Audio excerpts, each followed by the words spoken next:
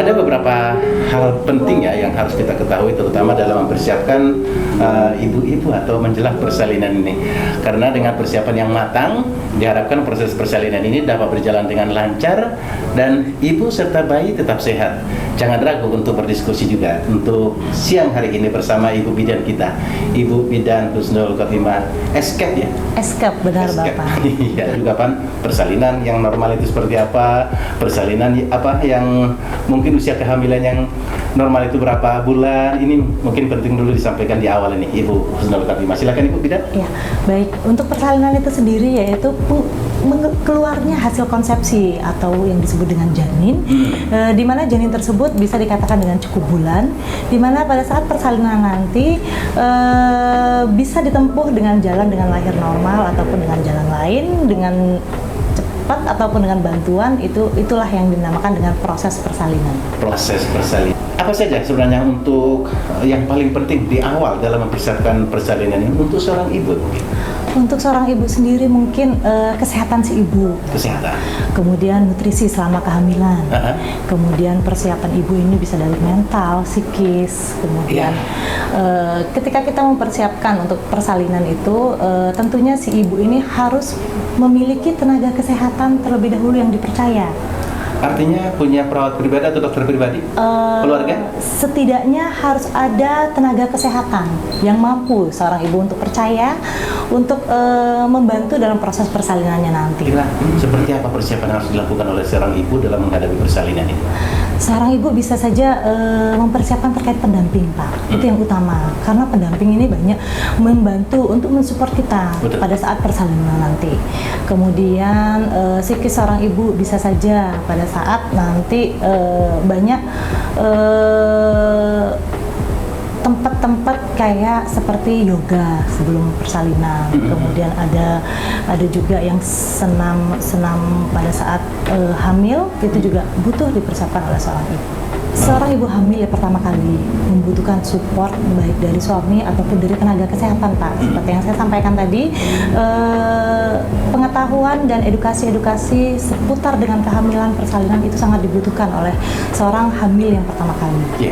Kalau yang sudah kedua dan selanjutnya, seorang ibu yang ingin melahirkan itu sudah mempunyai pengalaman sebelumnya, sehingga mungkin selain dari edukasi dari tenaga kesehatan dan keluarga atau kerabat terdekat, si ibu juga sudah memiliki pengalaman sebelumnya, Bapak. Oke.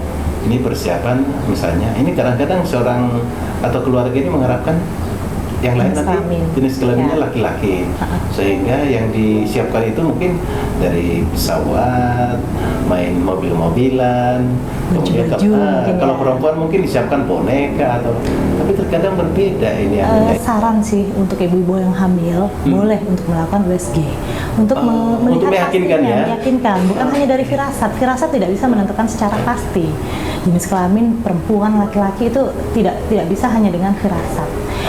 Ataupun dalam mempersiapkan segala keperluan yang berhubungan dengan bayi, memang utamanya butuh seorang ibu hamil untuk melakukan kunjungan, paling setidaknya dalam melakukan USG untuk menentukan jenis kelamin. Sekarang sudah yang dimaksud dengan baby blues teh? Baby blues ini kondisi di mana seseorang ibu yang melahirkan, Bapak, dia ada di tingkat kemurungan, tingkat kesedihan, mungkin yang orang tuanya, si ibunya sendiri yang memang mengalami pada tahapan ini. Makanya tadi di awal disampaikan butuh sekali yang namanya support dari suami, baik mental ataupun kondisi ataupun baik ibu ataupun janinnya, supaya si ibu ini nanti melahirkan tidak mengalami posisi yang benar-benar mengalami baby blues. Yang pertama itu saya rasa semua ibu hamil pun berada di tahapan yang tingkat sakitnya memang berlebihan ketika ingin melahirkan, mau pertama, kedua. Memang untuk yang pertama ini karena memang prosesnya masih mencari jalan lahir si bayi itu, untuk melakukan persalinan itu ya memang tentunya waktunya agak lama. Hanya saja tergantung dari tingkat nyeri seorang ibu, Pak. Terkadang seorang ibu yang memang kita tidak ketahui tingkat nyerinya memang sudah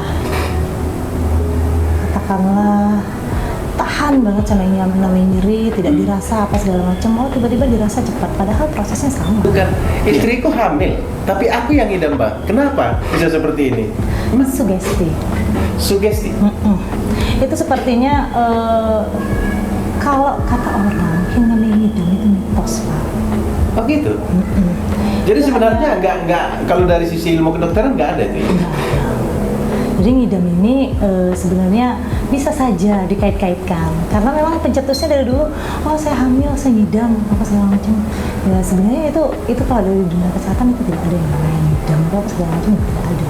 Tapi itu dipercaya sama sekarang? Dipercaya, dan itu segala sesuatu yang dipercaya itu benar adanya. Oh, benar adanya. Apa yang harus dilakukan oleh seorang ibu agar persalinannya nanti bisa lancar? Yang dilakukan seorang ibu yaitu persiapan yang matang, baik dari nutrisi, kondisi ibunya, kesehatan fisiknya, mentalnya, kemudian ada tenaga kesehatan yang mungkin si ibunya ini miliki sejak dari hamil, awal kehamilan sampai dengan menjelang persalinan, sehingga si ibu ini juga memiliki chemistry tersendiri dengan orang lain. Kalau suami, apa yang mau disebutkan oleh seorang suami? Terlepas dari dia seorang ngidam ya. Seorang suami juga butuh persiapan mental juga sih Pak, soalnya pengalaman. Seorang suami, kita harus menuntut seorang suami harus ada di samping karena suami ini penentu keputusan ketika nanti persalinannya itu ada apa-apa, nggak minta-minta ya Pak ya, pengennya normal, tiba-tiba harus mengharuskan si orang ibu sasar. Jadi keputusan utama yang kita butuhkan itu adalah persetujuan dari suami.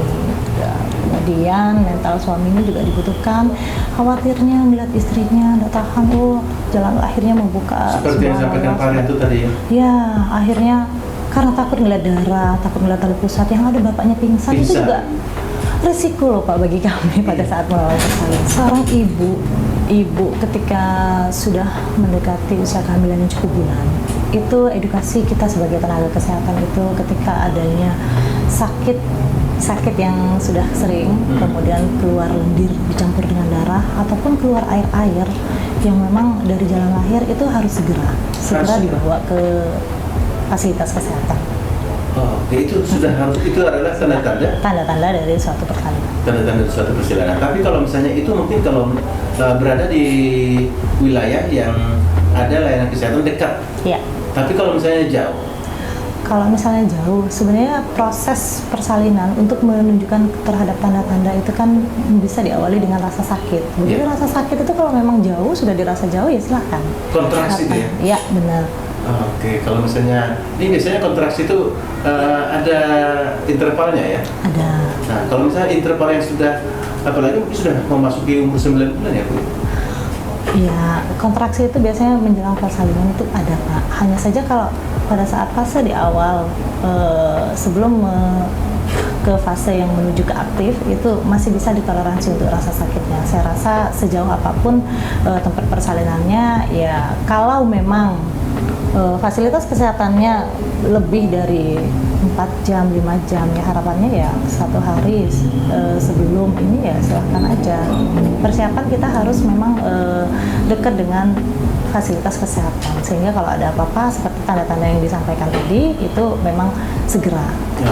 Mengelola kecemasan itu sebenarnya kita dapat mengetahui dari proses awal kehamilan, di mana kita banyak mendapatkan edukasi Pak, edukasi, informasi itu dari tenaga kesehatan, mungkin yang memang dari awal ibunya datang kunjungan kehamilan pertama kali itu dengan siapa, mungkin banyak media-media juga sekarang di sosmed kan sebenarnya banyak informasi-informasi yang bisa ibu dapatkan, pengetahuan-pengetahuan bahkan yang ibu hamil pertama kali pun dapat mengetahui informasi tersebut.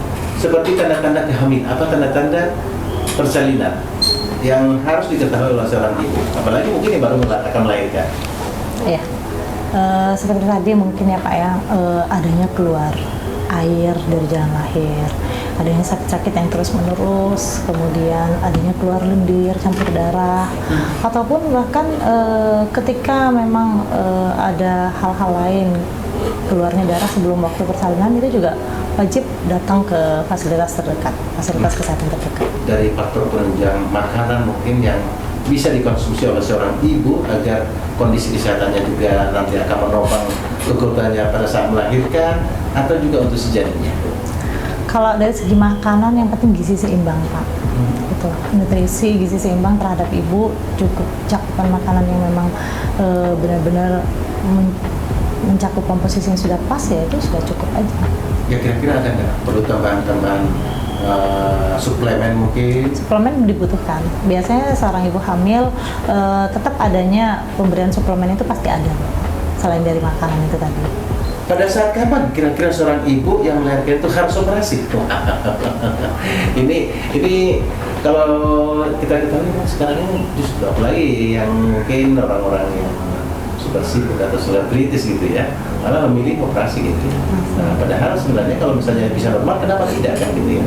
Nah, kira-kira kalau menurut WA-nya nih, tanda-tanda seperti apa sih yang menganjurkan harus operasi?